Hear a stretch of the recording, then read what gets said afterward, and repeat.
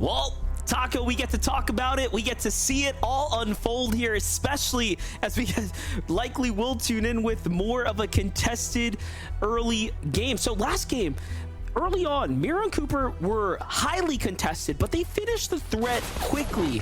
It wasn't the same for game number one. Boyo and Peterbot 2 have a bit of resistance here at their drop spot. So you can tell, although they're having a great tournament run so far, it's not completely free, right? Not completely free, but nothing ever is. Cooper and Miro, on the other hand, trying to make quick work of Sanito and Veer. We saw just how rapidly Cooper was able to end the run here for Sanito and Veer in match number 2. Now Cooper next to Miro. They're just going to keep breaking on down. They want the immediate challenge up against the likes of Veer and Sanito. But they also want to make sure they're getting proper materials online as well. Sanito and Veer are actually going to recognize the fact that they were just beat to the punch. The drop just not good enough, and rather than find themselves elimed at the hands of Cooper, they're just going to opt to launch pad away instead. One of the benefits here at the Marigold. But as far as that reference towards a pro's adaptability, what I mean by that, MDF, is when you think about how recently these new surge thresholds were actually implemented, and just seeing how quickly these pros are making sure to adapt towards that. It is no easy means, as is playing out a grand set lobby, trying to get your surge damage online. So when the stakes are raised even higher and things are much more aggressive at the start here, it's just impressive stuff to see. Yeah, and you know, it couldn't be more clear. We've seen so many instances already in game 1 and game 2 that really showcase the difference between your average, you know, casual, even ranked arena game versus FNCS finalists, and the way they maneuver, the way they, you know, play the map and position themselves on the outskirts. That last game, number 2, had so many teams early on what arguably would be a dead side, you know, playerless zone, an area, but not in a FNCS Grand Finals lobby. There's going to be players every single which way you go. There's going to be players that are trying to, you know, play a type of strategy that likely will mirror your own, and we're going to see that time and time again. Right here is a great example of teams that are looking to fight on the outskirts. There are 3 currently battling, and there's 1 looking inwards, deciding of whether or not they want to even push in, and it seems like that team's on the move here. And then to the north, a solo might be looking to engage into this battle here shortly as well. It's not looking good for Maxo as he gets finished off here to Pars and Baka, but there's threats everywhere. This is big, though, for Pars and Baka. Over here on the far west side of the map, they've been encountering quite a lot of sticky situations, and not every single one of them necessarily going their way. This match, though, Pars and Baka at least off to a pretty hot start there with those 2 eliminations. Veer and Sanita found themselves. They left Cooper and Miro alone just to run into Kanata and Agers instead. Pick your poison sort of ordeal here if you are Sanito and Veer, but they're hoping to turn this one in their favor. Kanata and Agers, though, well aware of the fact that they've got a little bit of competition here at their drop. But for Veer and Sanito, having been forced off of the Marigold, now into an area where, sure, you've got familiarity with the map, but that doesn't necessarily mean you know it as well as Kanata and Agers probably do, since it's where they've been dropping all season long. And things only continue to pick up here as Sigma, no Vorteca at the Classy Courts. He's just trying to escape. Just trying to survive right now. That's what the name of the game is going to be here for teams that have had a struggle to game 1 and game 2.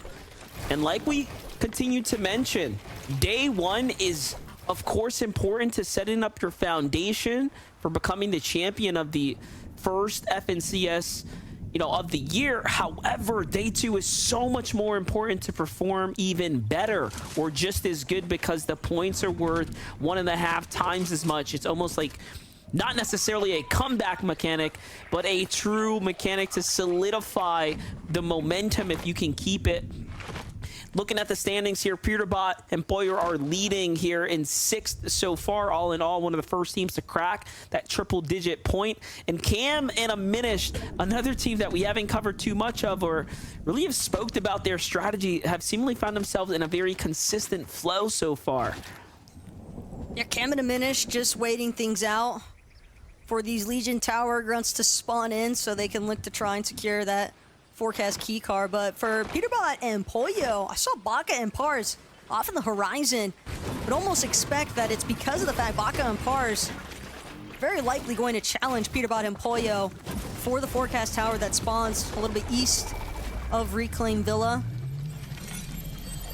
We'll have to wait and see though whether that hunch holds up, because Ritual and Reed, on the other hand, they've got the forecast tower completely wide open. No one looking to challenge. Ritual and Reed just having a fully established base at this forecast tower. And gotta be excited to see what they're planning on doing. Having the zone knowledge for the duration of match number 3. You have to think about it. If they have it this easy, right? Like securing this forecast tower day 1, will teams review and come back to that day 2 and try to potentially take their hand at Reed and Ritual, or will they just allow them to quite possibly walk away with a free FNCS Grand Finals? And I say free because they have such an advantage knowing where every single next zone will go. It kind of reminds me back when Bila won his FNCS Grand, his finals championship, essentially. They had center map. They were so positioned. He and Peterbot just ran away with the most advantageous position on the map, and it clearly showed in their playstyle how they were able to take advantage of it. That is how strong having a forecast tower can determine your tournament run. So if teams don't adjust and they allow Reed and Ritual to, patch up the mistakes they made in game 1, they're going to start to take away a pretty monstrous lead. It's going to be hard to close that gap. I'm right there with you. Everything as far as day 1 is concerned, you can never really get too comfortable with your game plan, with your Storm Surge strategy, because again, like you just touched on, Monster, very strong likelihood that some teams are going to review and again look to adapt towards those day 2 challenges, or at least try and pose more of a challenge to some players that might have had a little bit more of a luxurious stroll here in our first day of competition. But this is the halfway point. I'm curious right now if Epic Whale and Clix have an idea if there's a team there. I see Clix looking outwards to the edge, but there's a lot of movement happening there, not only in the distance, but just in front of them. Oh, once again, this Quanti is in their sights here. They just don't get enough of them. It just seems like their rotates, their pathways just seem to continue to connect. So a little repeat of game 2 happening here in game 3, but a completely different area of the map. Jumping on over to Reed and Ritual, a team that knows that they have to fight here. Have Jiven cornered out right now, and Reed has an opponent right above him, which is, of course, Jiven's teammate. Yeah, Piggle and Jiven looking to give Ritual and Reed a run for their money, but already highlighted a little bit earlier on today, Piggle definitely the fragger between these two as far as those semi-stats are concerned. But Piggle and Jiven maybe bit off a little bit more than they could chew. It is still Reed and Ritual that are bearing down upon the likes of Jiven and Piggle. Decent shot though, traded out here as Reed down to 62 shield. It's gonna look to get a little bit of height overhead, but oddly enough, Reed Ritual actually gonna opt to fall back momentarily. Probably scouting out the fact that at the bottom of this hill, there's another duo that could potentially be looking to try and pose a threat. Don't want to get caught up in a third-party situation. Funny enough, I was just talking to Destiny's Jesus about how I continue to butcher my boy Jiven's name, but I've been doing it for years now. So I apologize. It's tradition. It's just tradition at this point. Everyone knows the NBF special. But look at this cluster of Paper and Muzz here. They're next to all the other top 10s, and then Clix and Epic Whale right now are finding themselves in what will be the most, critical battle for them to finish up, and they do get X-Pawn. I was just going to say, this is for Surge. This is for positioning. This is for getting themselves comfortable in the game, and you can tell that they really chose this battle wisely. Another time where they single out an individual and just full send on the singular player. They could have jumped on Quanti just a little bit ago. We just hinted at that. However, they decided not to fight Quanti and his duo and instead go for a more advantageous fight, and they find exactly just that. Epic Whale and Clix are honestly playing like an extremely top tier duo. This is very exciting to watch them continue to develop and catch their moments like this.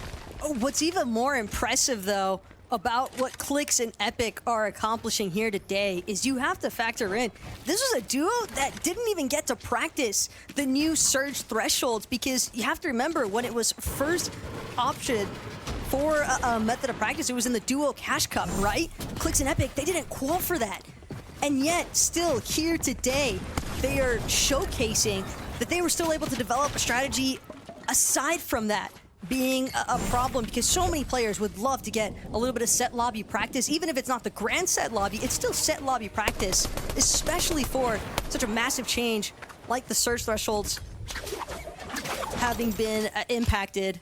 So Clix and Epic, they've clearly got something figured out here, and it's working for them.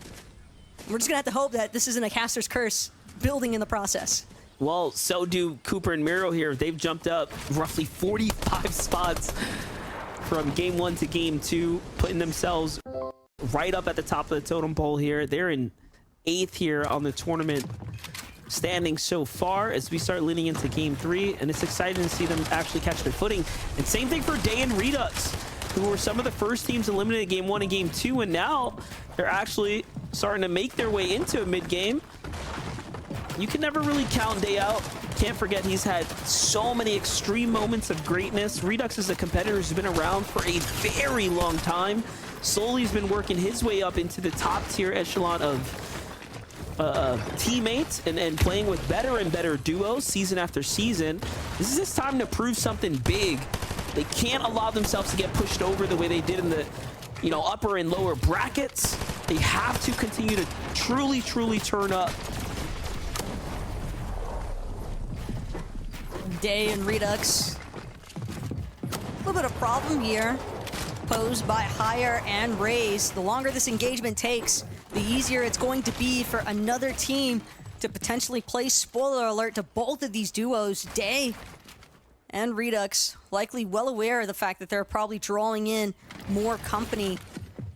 They want to see if they can acquire just a little bit more damage, just a knock or an elimination, get some material refresh. They came here, were able to secure a cache, but now they're going to be one of the first teams to disengage as Day, Redux, even if they weren't able to find the damage that they'd necessarily been after, at the same time, they don't want to risk finding themselves eliminated or getting caught up, pincered between several of those teams. Yeah, you can't just keep throwing away games like that when you have a pretty bad game 1, game 2. You're game 3, you're alive this long. You just got to do what you got to do to stay alive a little bit longer, see if something better comes your way. And for them, I mean, 2 a.m. Golden was there. Tahi just showed up. It was all types of bad. I don't blame them for rotating out. I think it's the wisest decision they could have made. Now on over to Rise and the Amzo, though, who have continued to trend in the right direction here. Still continuing to find themselves here at the top of the standings. Something went terribly wrong in game number 2 as the Amzo was taken out very early, but Rise, man, talk about an incredible play, even as a solo, when we watched him dive into those boxes for refreshers on his own. I'm thinking that's a team that is going to be a serious contender for the top of the standings here if they continue to stay alive as a duo. Now on over to Duke and Threats, though. We're just looking for Surge here, fishing for something big. I mean, you're talking about teams that had issues in the last match. Duke, certainly familiar with that sensation. Unfortunately enough, looking to try and 180 things here. And the halfway point of today's matches. But Duke and Threats, they've got... It's decent elevation, sure. But at the same time, there doesn't really seem like anybody's actually coming near them. They're likely going to have to leave that position sometime soon. Because if they're under as far as their surge threshold is concerned, if you can't find anybody, if you can't see anybody, chances are even the people that are near you, they're probably not peeking. So Duke of Threats likely going to have to just be forcibly aggressive soon enough here. Peterbot pokes his head out for 1 second. Have to assume that it was just a sniper shot that he ate, given the damage applied. That 110 does not feel good.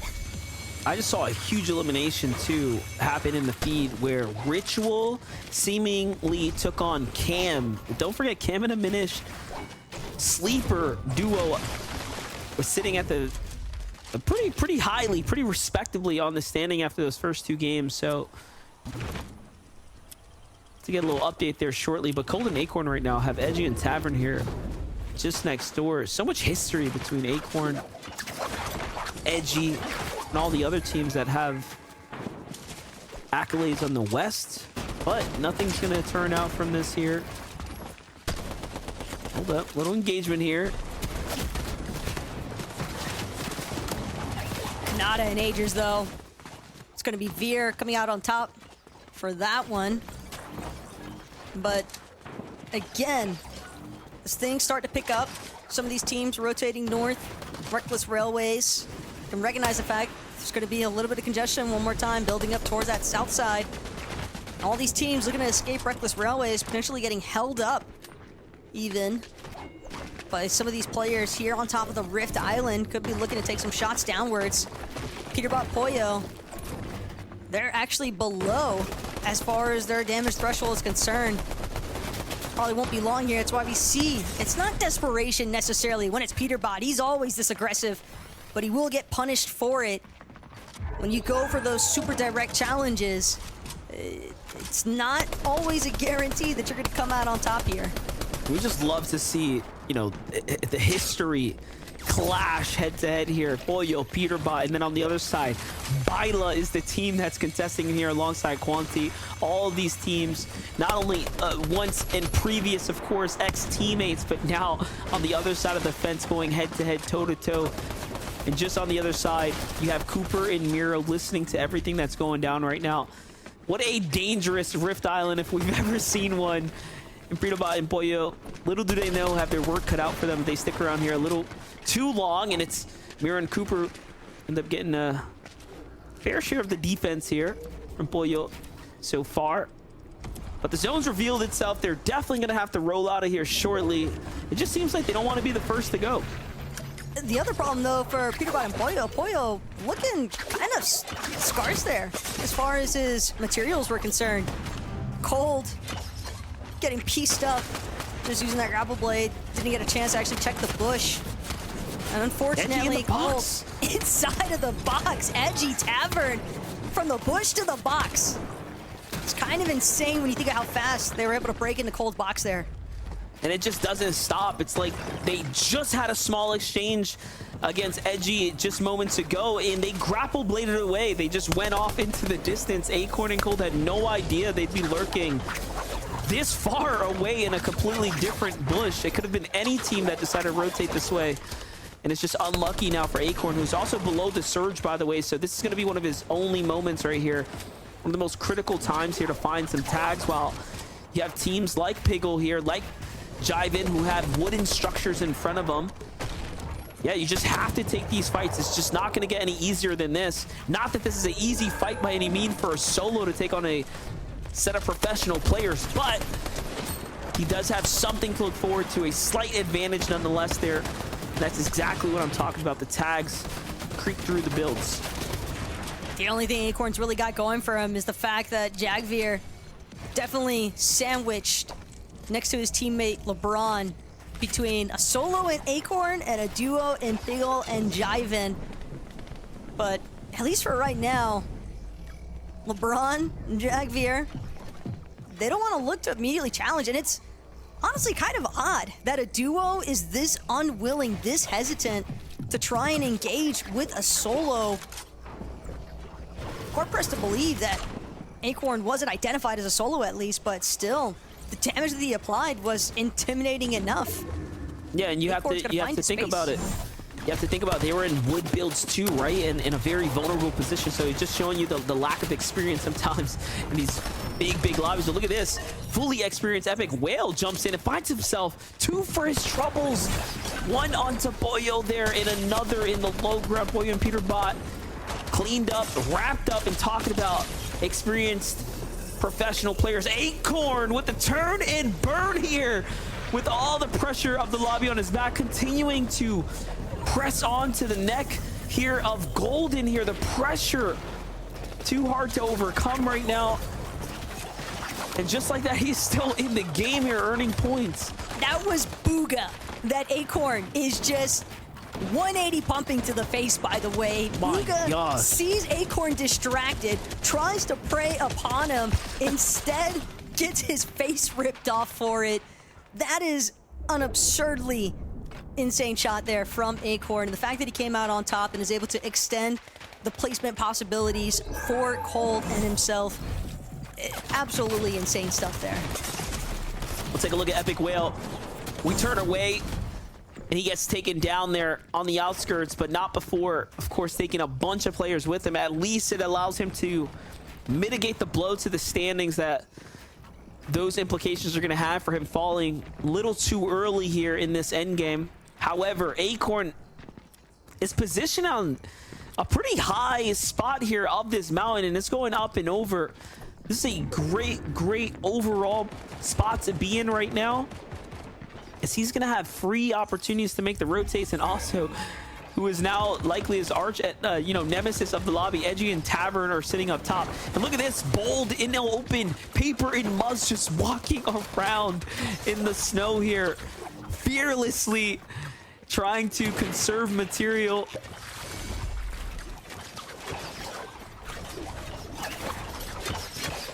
Big moves are going to come out though. That's right. It's crazy how quickly they're able to get up and over this mountain face. And will claim themselves a mid-ground position. But checking back in with Acorn, he does have a couple of small shield potions. Unfortunately, his position also being known there, just gets immediately ran down by Yuumi. A decently sized refresh there too, with that elimination onto Acorn. Sitting here now though with Iamzo and Rise, kind of just waiting to see if anybody's gonna actually potentially look to just like tarp over their current layer, that if they're able to pick somebody off from above, could give them grounds to keep moving forward. Paper and Muzz, we talked about how out in the open they were, but maybe a little bit too exposed here as Paper loses practically all of his HP for it. And off the side of the mountain he goes. And I was just going to say, the team we need to be looking out for is Re and Ritual, as they know where the zone is going every single game. And I'm curious to see how well positioned they are. Take a look at it. They are extremely positioned with material. They just need more damage. And this is what I'm talking about. Re and Ritual can run away with the entire FNCS Grand Finals just off the knowledge alone. When a difficult terrain like this presents itself, what better thing than to understand other than where the zone is going next? And you can see how it's playing its way out in spades here, because not only that, they have practiced so very well. For Muzz, the difficult battle continues now as he loses Paper, but he's at the front side of zone here. He actually finds elimination as he looks back there, and he is cooking right now here, getting very comfortable. And actually, someone might have taken the credit for that one, but still, nonetheless, placement points are really starting to rack up here. Top 15 presents itself. On the other side, Iamzo all the way down to the low ground, switches to the hard material, loses teammate on the landing, and now he's gonna have to fight for it.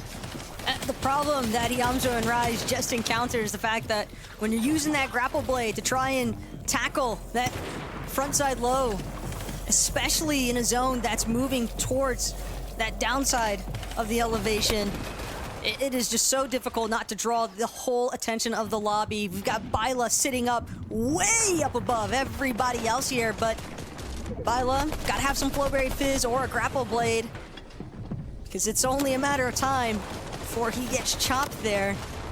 Have to expect at least from the veteran experience inside of this lobby. Muzz just trying to sneak his way through these low ground builds. Ritual now gonna spot out. There is, in fact, a solo way up above everybody else, but They know. I think he knows. Yes, he does. He recognizes Quanti was up there. You are not safe. And they end up popping a couple of shots here, but again, they have the knowledge of where the zone's gonna go. Look at how they get to the next security position here, right up above, and it's cost them a lot of material, but it is worth it as they turn and just destroy players round after round here. And Iamzo takes advantage of all the chaos. He's scaling up the side of these builds. He doesn't have any mats to work with. He doesn't care, though. He's just trying to get up and over, and he's just gonna have to fight his way through. He finds Noxie, but there's not enough time for him to pick up the med kit. Meanwhile, Threat's playing for the heal off. And one thing to note, Taco, all of these games have truly gone the distance. There have been just battle after battle. It really hasn't even looked like heal offs were a potential by any means, but this game right here, I think the story's the same. I think it's going to go all the way to the end, and it's going to come down to who can hit their shots. everybody down to their last build. Batman Booga doesn't even have any left. The elimination, Siphon Materials out of threats, though. Will buy a little bit of time, and Baka, no chance. Batman Booga finding the elimination there at the end. And that's what happened. We just talked about if a heal off was even possible. It does not look like it. Even Batman Booga in that moment was like, dude, I need shields. Like, we have to fight for this. And he had 2 medkits. He could have possibly even won the game just with those heals, but it is not going to be enough. This time, everything turns upside his head, but information is king. Take a look at Re and Ritual. The dominant positioning from the high ground. They turn this entire spot around here, and they, again, not only have the information, but they execute so well in finding the eliminations too. And look, for Re and Ritual, you know that they've got full control of that forecast tower. At least we know that much. But the fact that they were able to just overtake the high ground and just watch as the ants underneath them essentially destroy themselves. It was a good attempt, though. Out of, like, you have to respect it from Batman Booga.